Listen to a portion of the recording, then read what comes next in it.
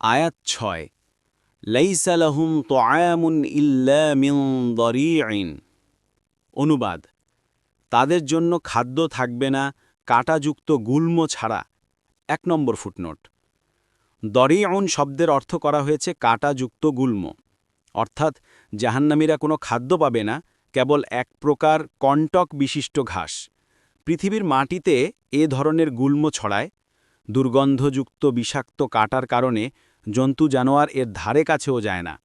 ইবনে আব্বাস রাজিয়াল্লাহু আনহুমা থেকে বর্ণিত যে দরিউন হচ্ছে জাহান্নামের একটি গাছ, যা খেয়ে কেউ মোটা তাজা হবে না এবং এতে ক্ষুধা থেকেও মুক্তি পাওয়া যাবে না। ফাতহুল কাদির।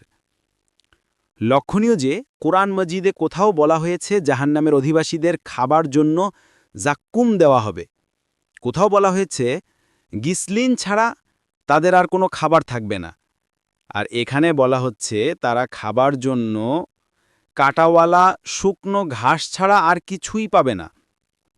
এ বর্ণনাগুলোর মধ্যে মূলত কোনো বৈপরীত্য নেই।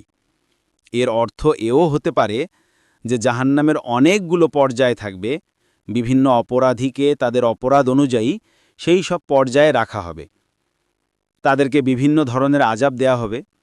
আবার এর অর্থ এও হতে পারে যে তারা জাক্কুম খেতে না চাইলে গিসলিন পাবে এবং তা খেতে অস্বীকার করলে কাঁটাওয়ালা ঘাস ছাড়া আর কিছুই পাবে না। মোট কথা, তারা কোনো মনের মতো খাবার পাবে না। কুরতুবী।